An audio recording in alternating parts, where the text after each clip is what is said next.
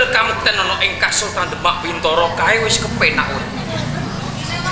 Nanging kabeh iki mau saka kedadian kang dumadi karana ora tak sengaja. Nek kok yo banjur aku sing luput. Yo, kabeh iki mau mbok menawa kanggo pandhandaran uripku kudu ikhlas sabar lan lakoni. Sopo kae?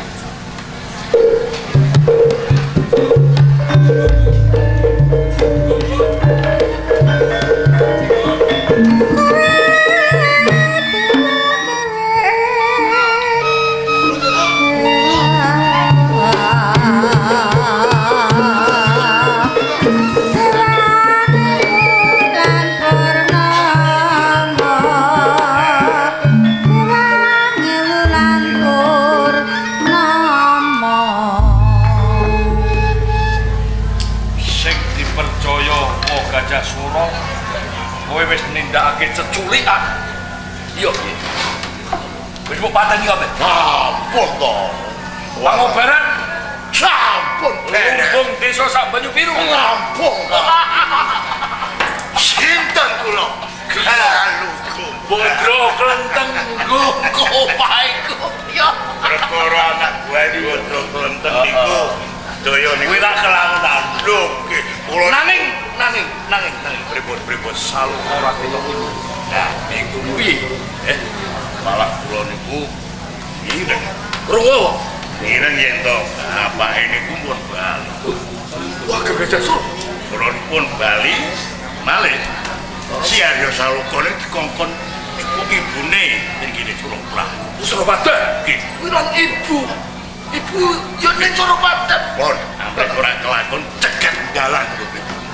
Oh, ngono cegat dalan, mangke jenengan mlayu.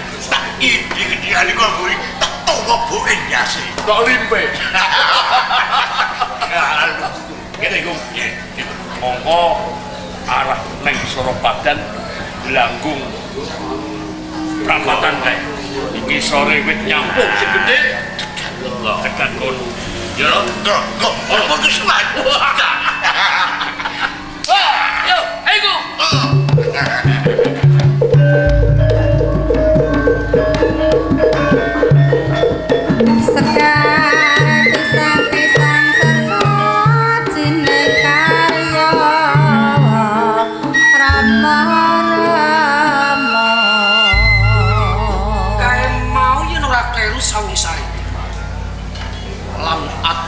Nek sing umuwane yo galunggu.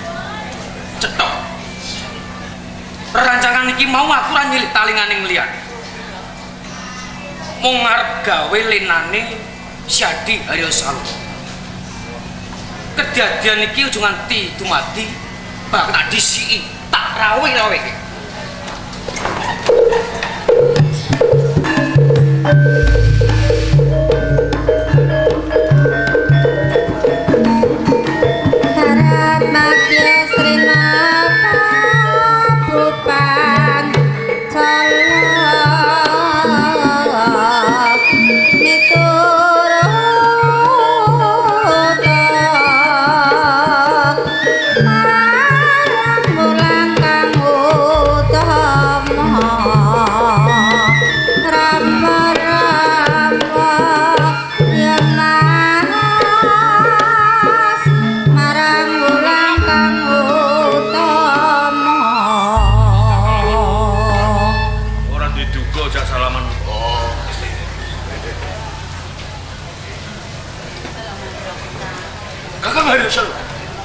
Syadi Sawusari arep menyang ndi Kakang?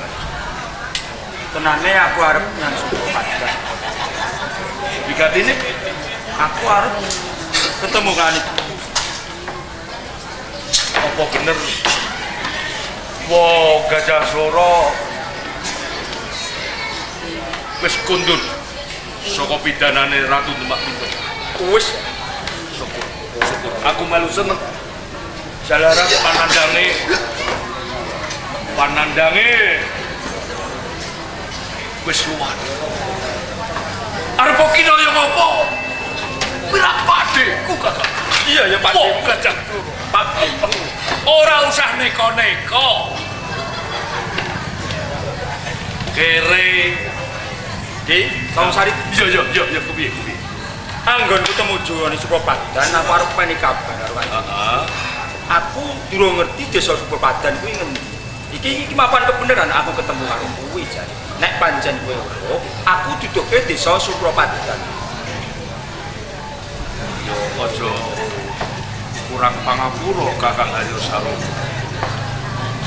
Gong, Roden, wih, apa? Iki Kakang Kakang Haryo Saloka durung weruh dalan menyang Suropadan. Kowe apal mestine? Wah, ana perkara dalan itu muga Suropadan.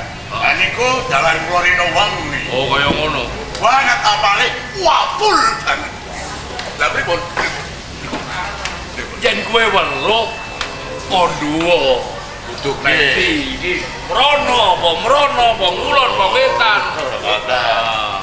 Apa pancen kowe weruh desa Supropadan? Dalane ngendi aku?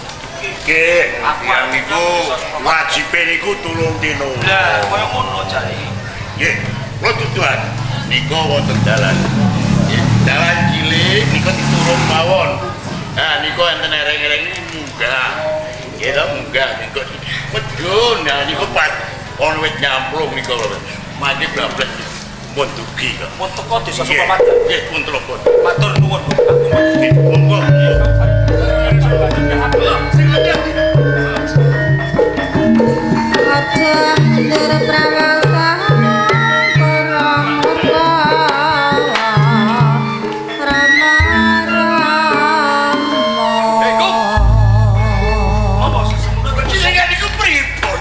Pripun kepiye? Aku tigel, aku ikhlas pati nek Kakang Haryo Saloka. Lho. Jebul cara sego niku karep mulo. Arep pecah ndase kok. Ojo. Kowe karep lho. Lho, sampeyan niku pripun? Colke ndase gondel buntute. Lho, ampun goyang-goyo sampeyan. Kowe kok malah jendel di aku. Aku iki sapa? Kowe luwih sing lek mangan aku. Kowe pengen jajan sing meneh duit aku. Ndoro. Kok nyeneni aku ngluputi aku? Pengen royal ki ndoro si mari iki. Yen kowe ngluputi aku. Ya ora. Kowe kudune lunake tetimbangan sing matur. Bangan apa? Arep kepiye wae pamingit banyu biru ki ke bawah perintah saka Demak. Yen gawe pepati nganti diweruhi riyan. Iki diujoke nang Demak. Iki mesti kowe dihukum. Kae sawangan. Sepi. Sepi yo. Padha tandur. Kae. Padha matur. Yen kowe mateni Kakang Haryo Saloka nang kene nganti diweruhi wong-wong tetani sing ning sawah kae. Yen kowe dilaporke ora mung kowe tok sing dihukum. Pangapun. Ndoro sawung sari iki. Ning kowe kuwi iso nyeneni aku ora noleh ditokmu dhewe. Lho niku doyo-doyo ndang mati Haryo Saloka niku. Ndang jupuk. Saiki apa perdulimu? Jroning kebingungan Kakang Haryo Saloka tok tuduhke neret dalan ning Suropadan. Ayo. Nggih, jenengan baru tampa to. Baru tampa kuwi. Nek kula seneni jenengan boten purun. Piye? Ku ndoro kula. Tegese kula niku nuduhke sing sak temene dalanku dumugi Suropadan boten. Lha piye kok karo? Kula jelomprongke piyambake. Soke to kowe mau. Lho, cinten niku lho kalungga. Gong, aja kesuwen Gong, enggal dituku, wetuke gulune. Ya.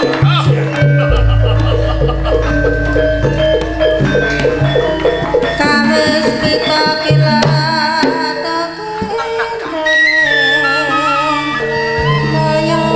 Saung Sari iki yang dedasar. Yen nganti Syadi Haryo Saloka ditebok ning kene, mesti akeh wong sing kudu ngerti. Sakjane nerek kereng kono. Suropadan kae dudu kae. Ning pratelane dalu iku. Yen sak tenane Syadi Haryo Saloka ki dicelongke. Oh, iki ciloko yen aku ora kuat.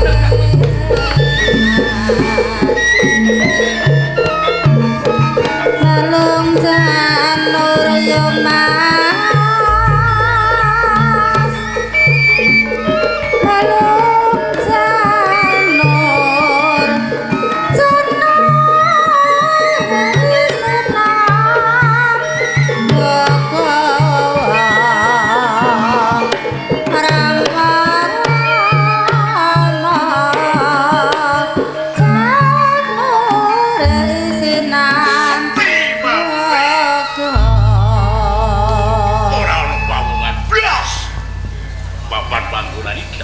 Lingwing. Lho, sepi putrane wong. Sepi.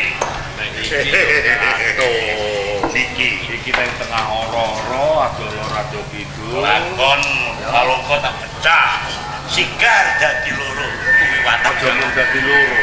Ngilangke kabeh luwih saka dadi loro. raja. Kalungkong. Kelakon baju biru. Kowe sawah.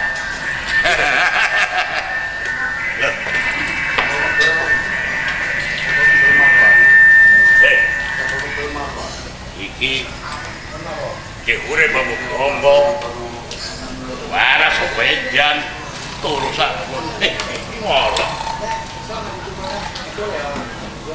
le angin le angin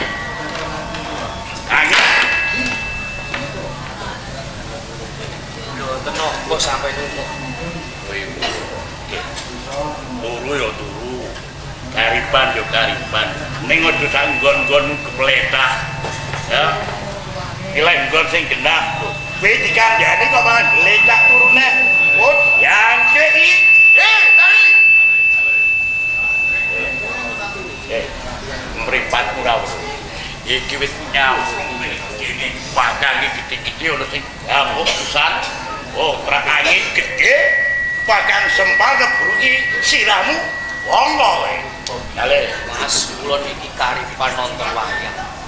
ape Kula tak turu dhisik. arep karipan nonton wayang arep nonton barongan hari kowe iki tak kira-kira iki ben kadang mati kowe senom ana bilenggon liyane kene Ogong. on blas Ayo aman ora ono Urung liwat yo. ayo salu aman Oke, sapa ku? Wajah itu apa bos? Lho. Bocah. Kon Inggris sing atur. Kon Inggris kok ngono. Kon ngalih nggon kok ngono. Longane cuma cal keset. Weekend bocah edan. Duh wonten napa to Mas? Tenan. Ini Kula iki kok kumpul kali sampean. kon nek Kula saya turu teng mriku dikon ngaleh. Bareng kula ngaleh teng mriku lho kok diganggu. saya suwe nak kudu kula ora sabar, tak kajeng nesu dilokolo. Ngene iki tanganku wis geter-geter ngene iki ya. Ngandani cah ora digugu ora tinggal. Lho salahe kula niki. Ki mas kandhani ngomong ngene lho kok. Umpami kok kula lunga niku rak nggih karepe kula dhewe. Lho kok kalih nang kono aja. Apa kirane bebayani kanggo ku to Mas? Bebayani ngilangane awakmu. Kok bisa? Kita prihatinke sawangan kok wit-wit gede pangan gede ini kamu kan. Wis pengen urip to? Yo mestine kepengin urip. Ndang lunga sing adoh kono lho, ndang lunga sing adoh. Wacal sak Malah saya gumun. Apa kirane papan kene arep diumateni kok? lah drak omong kamu kaya-kaya kita dulu. Iki ora usah takon si aneh-aneh. Sing bae iki ndang lunga. Kok kene? Deleng ora? Arep aku lunga ora kuwi aku. Saya gegeten aku saya. Lho nek sampean nesu gregeten arep lah no. Lho kok wani malah iki kaya aku. Kowe weruh to? Sapa aku? Ki Alunggung. Ngerti Kondhake Galunggung. jeger. Cek ini pamine. Wis weruh. Kelingan jaman biyen. Raja Tega. Oh. Kok saya bagus, saya nom. Jamune apa to, Bu? Jamune prawan-prawan. Wah, ya bener. Wong wadon sing ayu-ayu. Wah, Iki nggone putra konten kuwi nggonku kabeh. oh iya. Aku ngerti rene, Gu. Apa? Oh, ngeraja. Ojo suwen iki ndang lunga ngono lho. Oh, jane. Aku supaya lunga. Ya, Yen aku ora gelem, ora gelem yo padha karo nyidam pati. mati kuwi saka tangane Gusti. Yo lantaran saka iki tanganku. Ya coba. Lho, nanda. Yo. Awi-awi lawan cemuri kowe. Kok menawa matiku saka tangane Galunggung, Antem separo anteman ora dadi.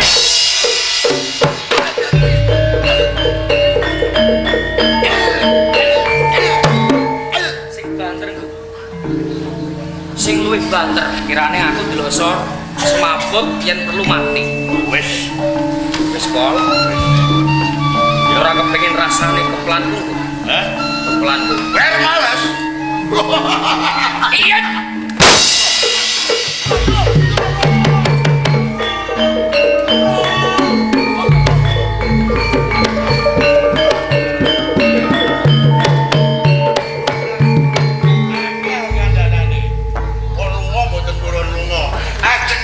Kula sakake.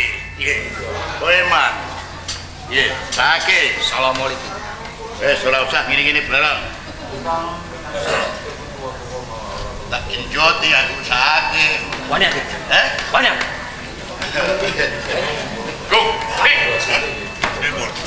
Malah kula niku wah malah nantang wani aku. Nek tenani dadi apa iki?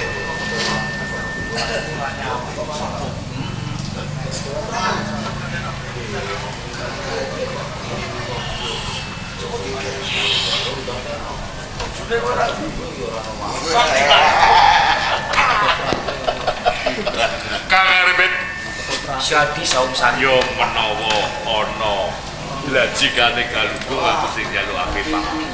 Karek yo sepatake galung. Ora mbiyen ora saiki. Ya mergo urung ngerti dadi tenggor iki mah. Kula niku ana nyawang wong sajake kita kene niku kula niku. Kita gitu. Sinten to kowe? Kula. Iki mau saka ndi, Kang? Mentas wae saka Leledang, saka Kasultan Demak Pintor. Ya suwe sawetara yen aku ora ketemu lan Syadi saum sari.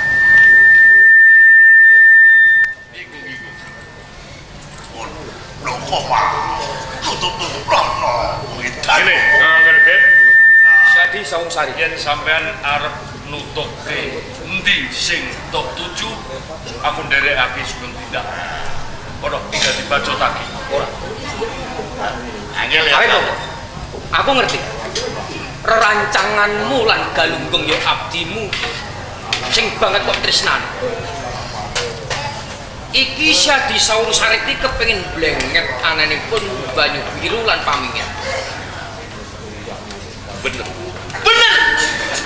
Pancen aku kepengin Banyu Biru tak dadekake cici. Kuwi panjakaku sing wis rega mati ora kena tindak. Ora kena tindak. Di Heeh, saum sari. Sing kudune kowe ngerti. ngerti apa kok? Antarane aku, kowe lan Syadi Haryo Salomo. Kae sedulur. Yen perkara hak waris Pamingit lan Banyu Biru. Iki cetok yen Banyu Biru kae terpeke Syadi Haryo Salomo. Bener. Ning yo gene kowe kepengin bleket anane Banyu Biru di Sausari. Perkara iki dadi perkaramu. Betul. Aduh, leres. Waris pangerantunan Banyu Biru lan Pamingit iki perkaraku lan Haryo Salomo. Ora ono sanggungmu. Kowe baret wong jaba pager. Keduga kowe sawangen ora semingkir. Nanti Arep tak patenono Haryo Salomo. Arep tak cacah, arep tak obat, Ora ono tak sambung. sumurake Banyu Biru Pamingit. Ora ono Kuwi sambung. perkara. Syadi Saungsari. Aja nganti kowe lali babakan bondo donya. Aku ateges ora nyampuri perkaramu. Aing kabeh iki mau. Aku jeneng menungso lumrah. Kalamun ngerti kedadian sing kowe mangkono, apa ya aku cukup bener. Ning kene aku bakal dadi palangmu, nggonmu bakal gawe patine. Syadi Haryo Salomo. dari Galunggung. Olegan golek momongan. Olegan golek momongan. Ora usah menggak-menggok. Apa mani Kowe karo? dadi pepawa. Apa sih tawet jadi? Tandaligung. Apa tawet jadi? Tandaligung. Coba apa? Coba niku.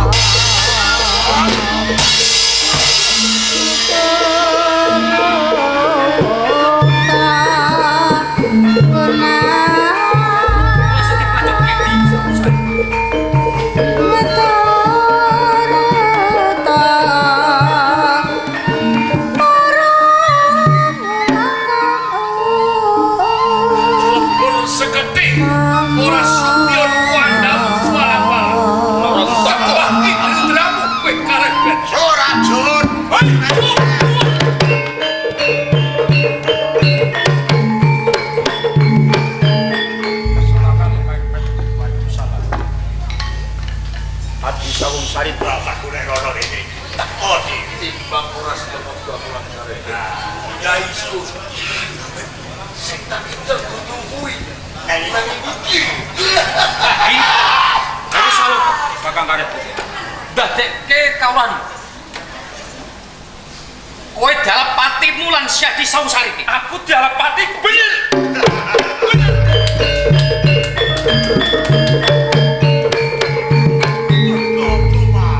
Di Sawung Sari. Salahan kaluputanku apa? Ngalepati Kowe ora luput nanging kudu mati. aku milik Banyu Biru. Pinter tolong. Yo, Yo. mergo yen kowe ora mati. Aku ora bisa puasa di Ki, Pepala. ayo salut. Kakang Karep. Jika Kowe dilarake lanang. Banyu Biru kae sak putuhe darbe. Mula kuku ono. Oh, manusa iku Iya. kurang ajar. Piye? Ayo. Omong wani. Di Sawung Sari. Kok masang Piye? kowe kok malah mloyang kali. Waduh, waduh. Yo ngono ku. Di Sawung Sari. Piye, Kakang? Nak pancen lekasmu kepengin lengket duwe Banyu Biru. Kuwi tak pukui.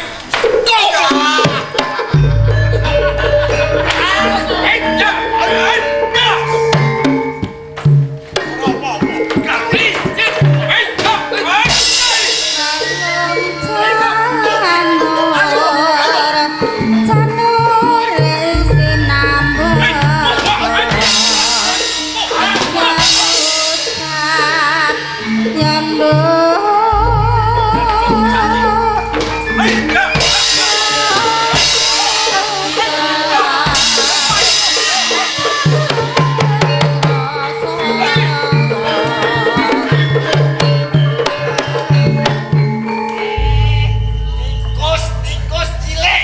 Banyu biru. Oh. Yo. Aku seneng nek ngedok gelut dhewe. Buku kali iki. Apa? Pendekar bungkuk saka Gunung Jawa. Iki dudu perkaramu. Wis minggir. Aku nagih janji Karo sapa? karo kowe. Biyen kon ngobong Banyu Biru ndi janjine? Apa? Layak. Kuwi perkarane ngomong busur. Mula yen kowe kepengin nagih janji, dudu aku. Yen Ngadepi Romo busur. Mula kowe kabeh tikus cilik-cilik Banyu Biru tak goleki, tak cites. Durungan iki aku tak pateni kowe betul kali iki. Wes omeh. Ya fokus.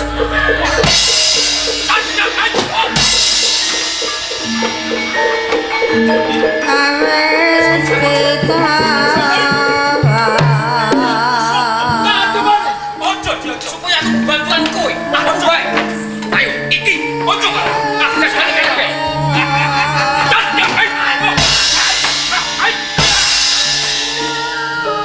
Ya fokus.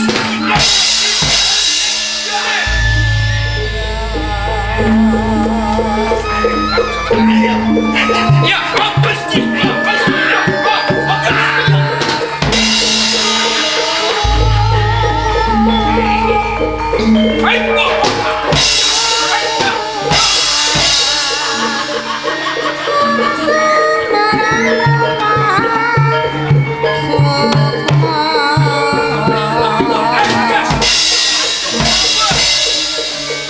wong prawira ya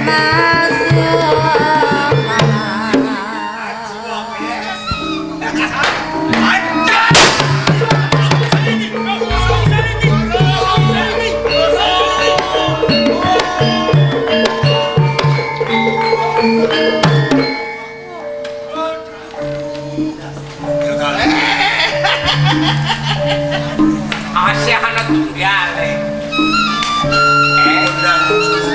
Iya. Mobil kali iki. Takon. Ya, padha wae kowe utang dong. Aku nek wis utang pati, seneng atiku ora karo kampang. Wah, susah.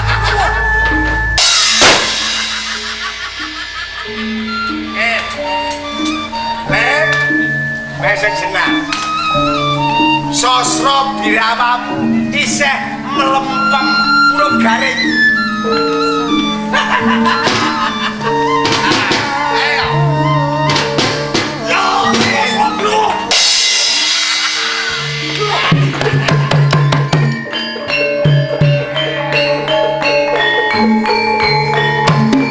Aja seneng. Melayu teng tak oyak kuwi.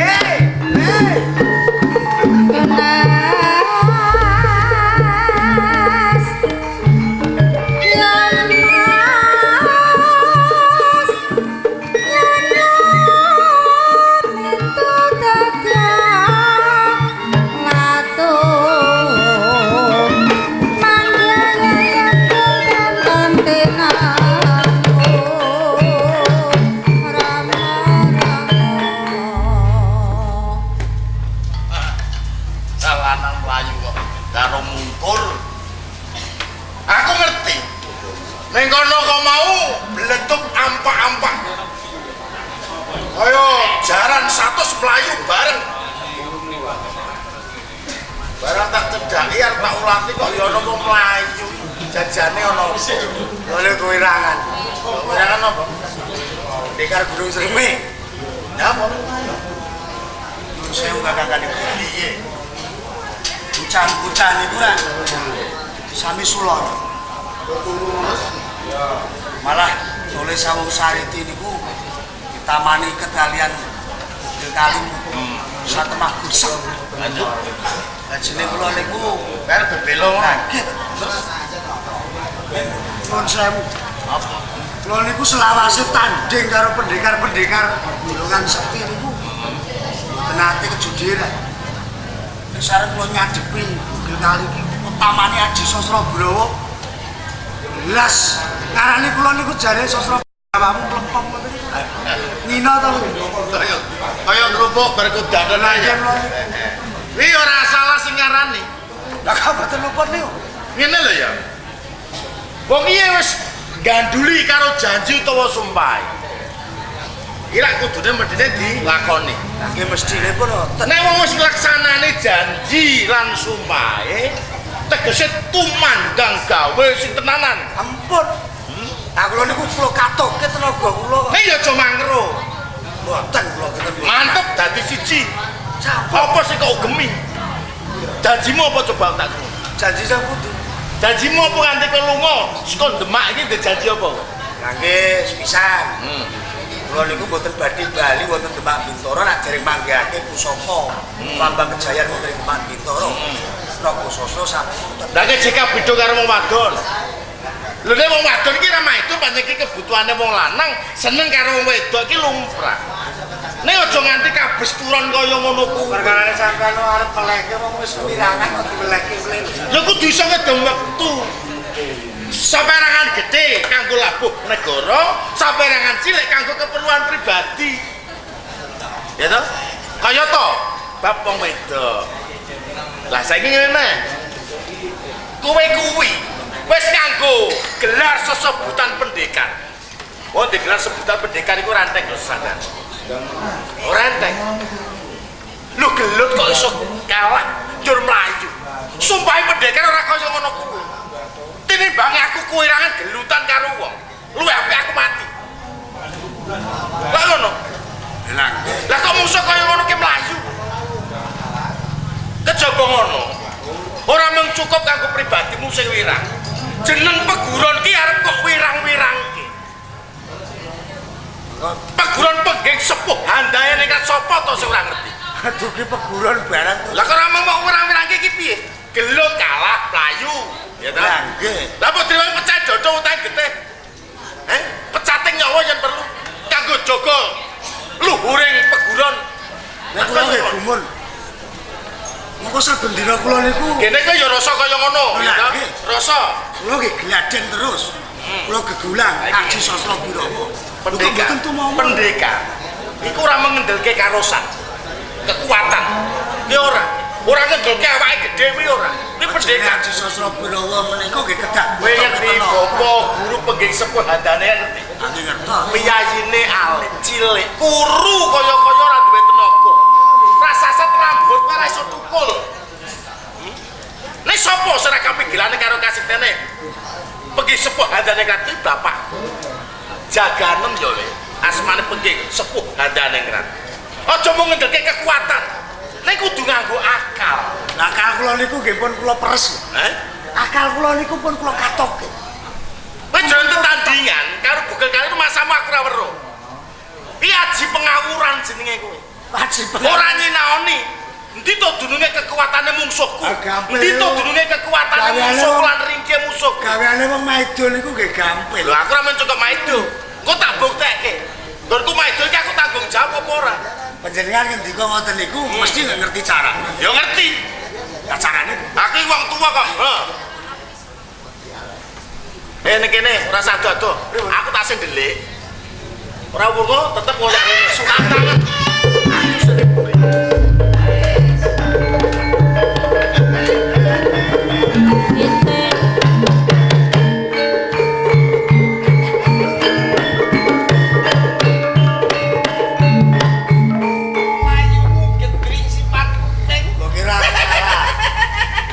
Aku kalah wedi karo kowe ngono apa piye? Lah kasultatan.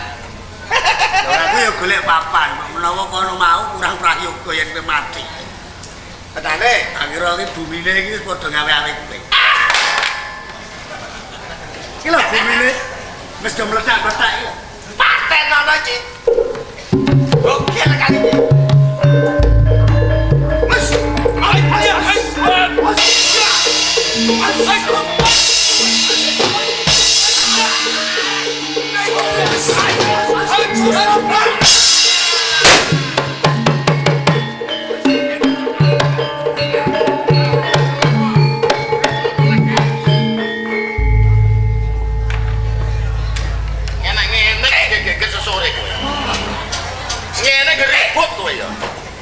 Muncrat apune gasen gadeg banger kelumpuk dadi siji. Jane napa to niku?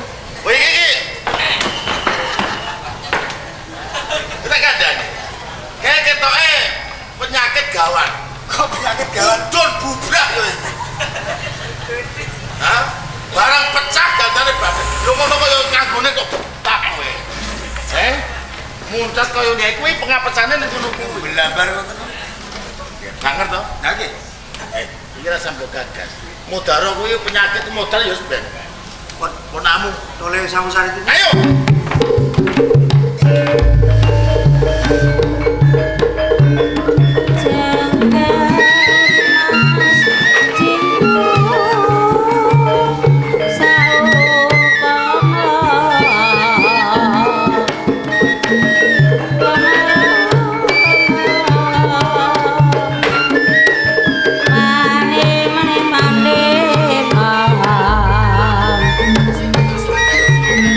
Jangka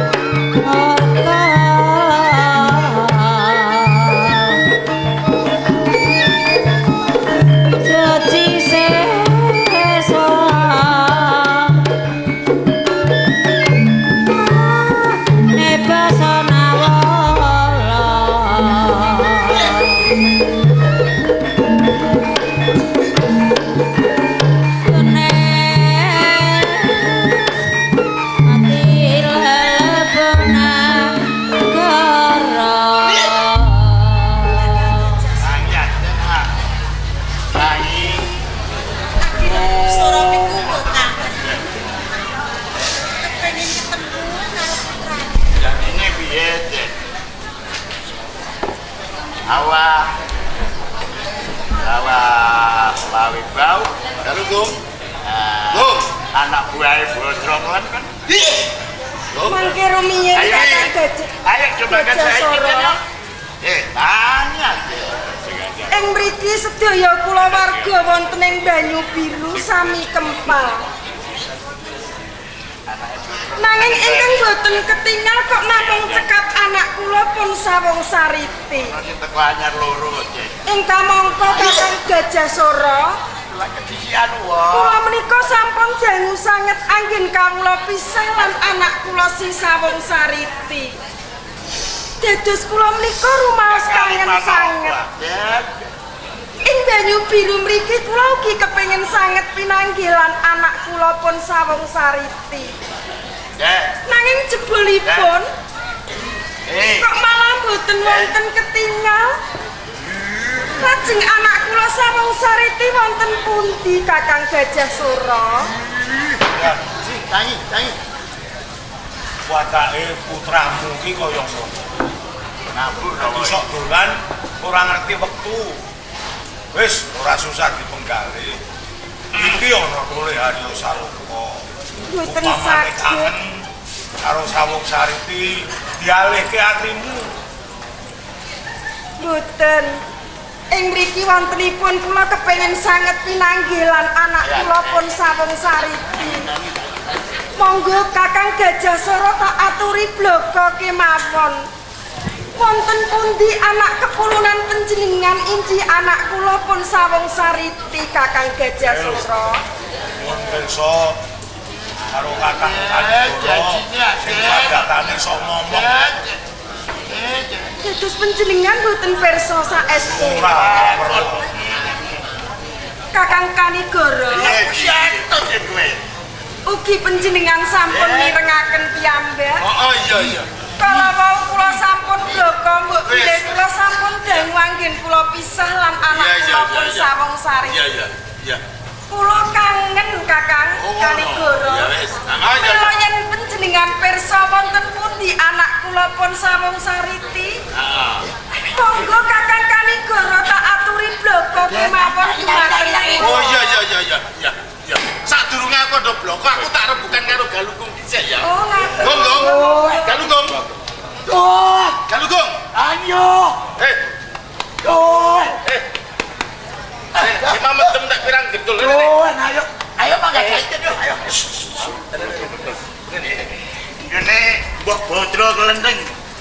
Ayo Den. Kemrene. Vitamin tambah vitamin. Rene. Bos, rene ya. Ayo Den. Rene. Repot iki nak. Enten apa? Kendaramu lagi sare. Aku gawe. Rampung sare, rasane adus. Gocoke banyu ya tindak. Gocoke banyu nang kene ngene. Kok Bodro kelenteng. Ya. Duwite pun kula kumpulke. Ya wis kono. Gocoke banyu dhisik. Dan, ayo Dan. Gocoke banyu dhisik. Ya. Inggih Kakang Kanigoro wonten pundi Ngene lho, anak Dia. pun sawung sariti Kakang Kanigoro. Anakmu kuwi ora nate raket lan aku. Rakete iki karo sedulure. Karo iki si Adi Meso Jenar iki. Rakete karo iki saben dina rutu-rutune ya karo iki. Iki Mas. Yen ngaten ingkang Sing pirsa iki. Maeso Jenar. Sing pirsa adikku Meso Jenar. Siap di Maeso Jenar. Janipun wonten menapa to? Semunipun kok wonten bab ingkang dipun wadosaken. Siap di Maeso Jenar. Si kula Pak. Nami dados tiyang sepuh. Yen pisah lan anakipun rinten lan dalu menika rumaos prihatos sanget. Kuwatos yen to mangke anakipun anggadhahi lelampahan ingkang boten sae. Kula sampun dangu sanget anggen kawula pisah lan anak kula si sawung sariti. Kula sampun kangen sanget. Ing Banyu Biru mriki kula ugi kepengin sanget pinanggilan anak kula pun sawung sariti ning nyatanipun sedaya sami boten pirsa. Mila Si Adi Maesa Jenar mugi panjenengan welas dhateng kula. Yen panjenengan pirsa wonten pundi anak kula pun sawung sariti, monggo Si Adi Maesa Jenar tak aturi ngendika walaka kemawon. Sampun ngantos dipun wadosaken Si Adi Maesa Jenar. Iki, Mbak. Kula aturi caket to. Janipun wonten menapa to Si Adi Maesa Jenar? Kula aturi nata penggalipun nggih, Mbak. Cobi panjenengan bikak luwihipun menika. Lurup menika kedah kula bikak. Izin monggo, Mbak. Wonten kedadosan menapa manah kula sakderengipun kok lajeng tratapan ingkang kados mekaten Di Maesa Jenar. Sawetawis lurup badhe kula bikak manut panjenengan Si Adi Maesa Jenar. Ketitik dipun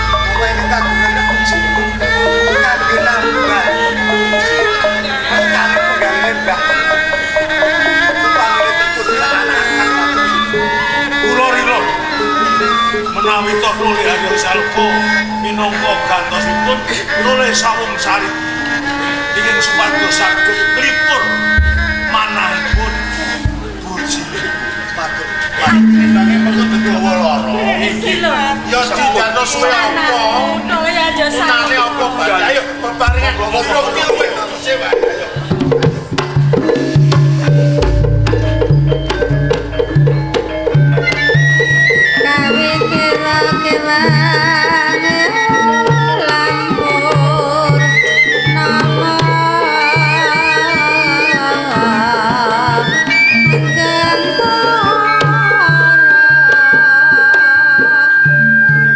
Pas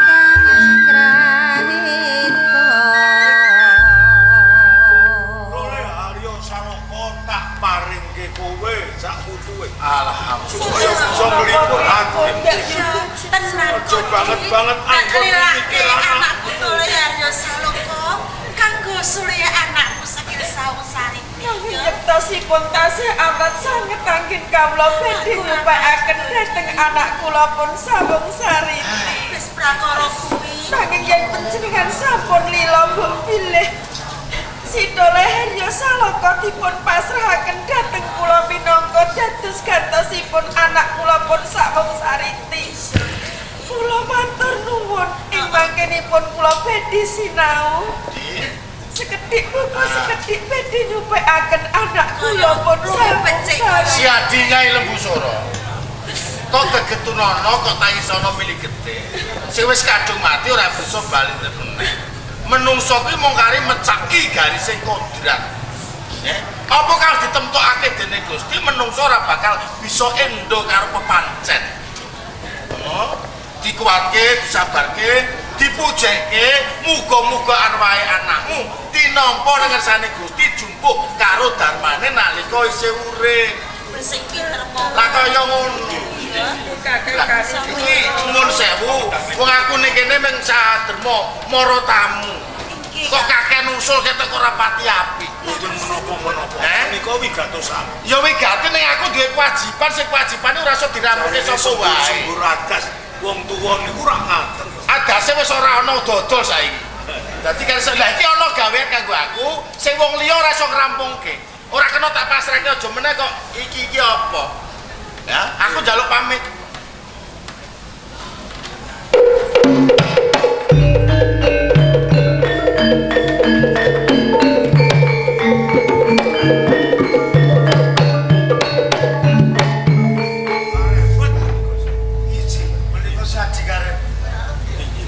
Jadi, Aos lho ngaten penak. Monggo-monggo terus.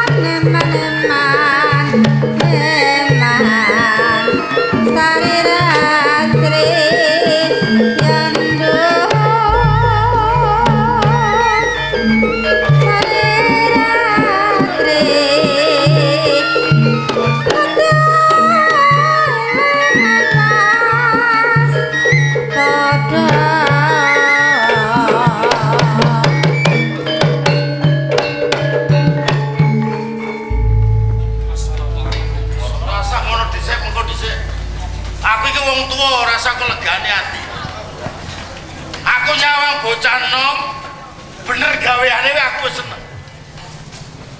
Iku ning Demak sok biaya tekan kuri ngopo perlu? Salah kula nopo? Iki serang rumah sana salam. Kula ora kajian. Apa? Tajia. Lah kok kurang gawean kowe? Pawaden kok tajia kok sing masuk akal. Pawaden ora mlebu nalar belas. Demak kok merlong-merlong tajiyah ning gone banyu biru. Sing ngabari kowe iki sapa? Ben ki aja gampang nyalahke. Saiki ngono. Tik tekan. Sampeyan iku ampun gampang nyalahke kula. Lho ora tak salahno aku ngerti pakulinanmu lho.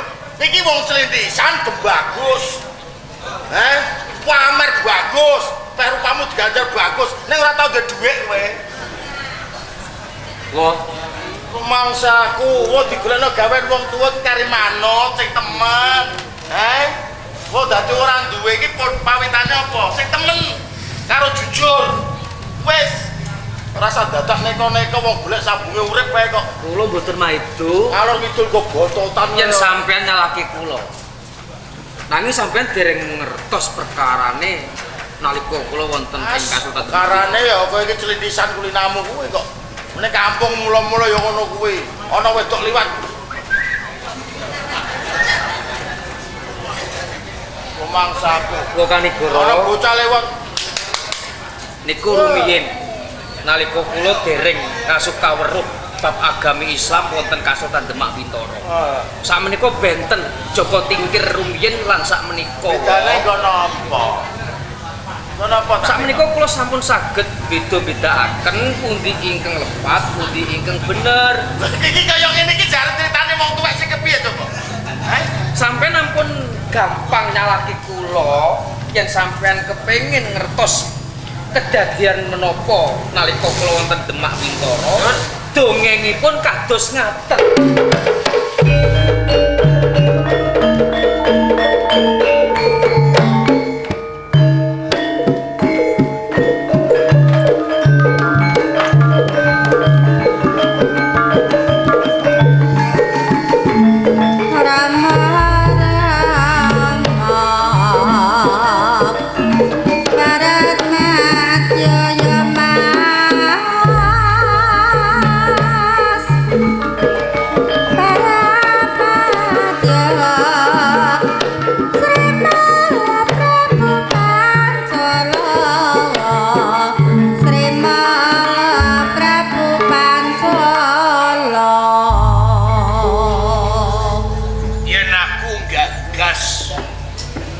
Pasuryane kusumane ngayu Ratu Kambang lho wong nek ayune kaya ngono pindhane yo kakung sing lakon mengku utawa mundhut gan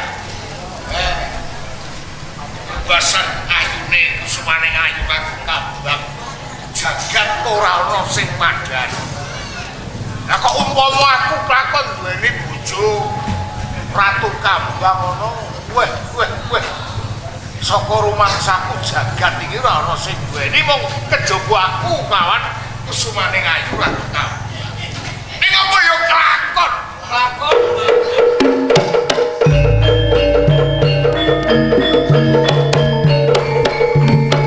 Kowe ngabdi ana ing Katemenggungan iki wis pirang taun?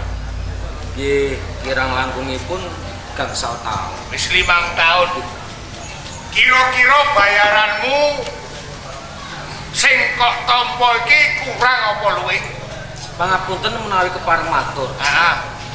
Kathah gedhe niku kula ikhlas anglampahi Derenggung. Iya, ngono apa piye? Saestu. Ning kira-kira apa tak tambahi ngono? Lha kok Wah, nggih purun. Nggih purun. temenan? Nggih. Aja kuwatir. Mergo kowe ndek bendara Temenggung Prabasemi. Iki wong sing sasok. Nggih. Wong sing lomo jagat iki. Sing lomo wong Temenggung Prabasemi. Kejawi saking menika gampang-gampang angel. Lah iya gampange. Gampange yen utang, Angel. yen nyaur. tak Boten. cek tenan kowe lho. Tegesipun benjang utang malih. Sing iki mau bareng aku rerasan kawan pasuryane. Kula tur lenggah Ayu Ratu Kambang. Kowe kok ujug-ujug kondo kelakon iki narare iki, lara-lara iki. dasaripun sampun cethok. Kusumane Ayu Ratu Kambang menika tasih prawan. Iya. Panjenengan Joko boten ketang Joko tuwa lho. Kowe kena kondo Joko ning tuwane aja. Oh ngaten. Iya. Temenggung Prabasemi menika tasih Joko. Nah, bagus. Bagus tetep pideksa. Iya. Kenging menapa kula kumawani matur menawi saged kalampah. Menika ora mboten nerak kewaler utawi tiyang bebrayan. Kono legan, aku ya legan. Kono kenyo prawan, aku Joko. Terus Pinter kowe, Ben. Pinter kowe, Ben. Tak iboi bayaran. Apa? dipun tambahi pundi? Sapa sing kondo? Lah ngendikan Wong aku arep ukur-ukur tambahi sampean. ngeten Derenggung. Piye? Panjenengan niku gagah pideksa. Iya. Menawi sinanding lan kusumane Ayu Ratu Kambang. Candranan, Ben. Candranan, Ben. Umpama aku lakon sanding lawan supane Ayu Ratu Kambang. Candranan, Ben. Menawi dipun condro ning ningkrah. Ning ningkrah yo tegese. Ingkang wanita lencir kuning. Iya. Ingkang kakung pindhanipun ikrah. Tak indak cakamu lho kowe. Katon cakap. Ya anakku yo tak iboi Matur nuwun, matur nuwun. Bola bali kok mantok iki ngopo to? Lah niku aja dipun tambahi. Jane ya arep nambahi iki gatel. Aduh kok gatel Nah mah. iki kowe kok Nggih. kondo yen aku pantes duweni garwa kawan Ratu Kambang Iki iki. nggih kula lenggah. Lara-lara iki yo. Ngaten. Yo. Paugeranipun tiyang bebrayan menika mboten kakung, mboten pawestri. Yo bener. Menawi kedunungan tigang perkawis. Apa wae, Bek? Iya. Setunggal bondo, Iya. kaping kalih rupa, Heeh. kaping tigonipun pinter. Ah iya. Bondo, Bondo, rupa, pinter. Ben.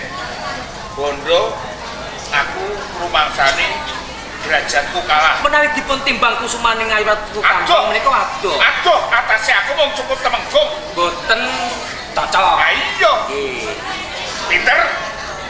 Kula pitados menawi panjenengan pinter. Iya. Dasaripun sak menika wonten ing temenggung. Ah iya.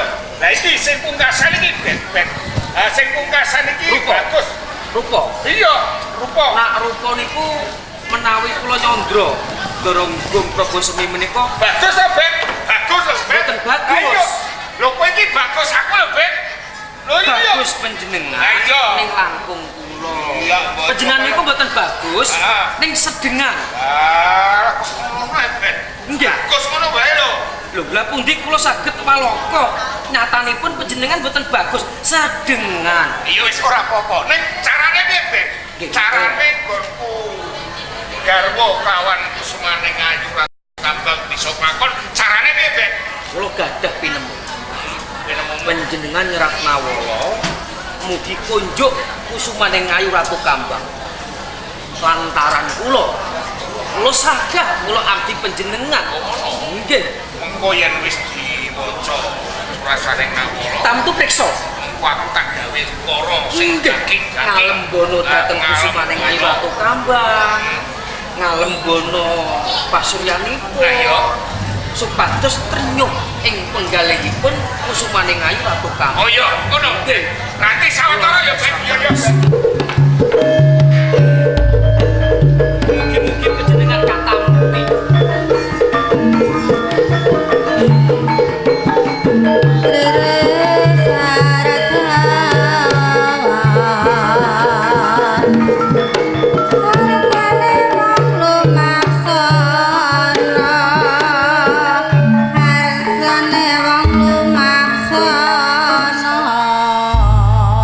Ning aku kripto nawala nulis.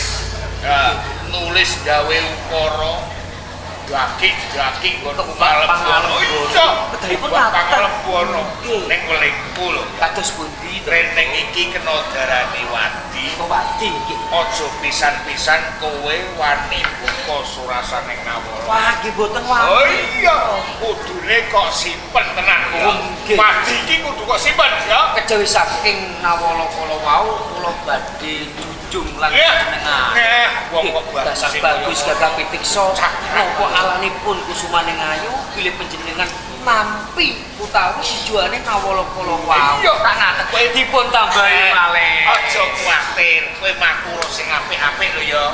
Tamtu Sing panjenengan elek ndoro kula. sing elek kanggoku ora usah kok Nggih, ucapke, ora boten. usah kok kandhane. Wis kono. Nggih, matur sembah nuwun Sing hati-hati ya. sangune. Oh iya, aja kuwatir. Ah iya iya iya. Pundi? Ya wis kono Ben. Iya iya. Assalamualaikum. Waalaikumsalam.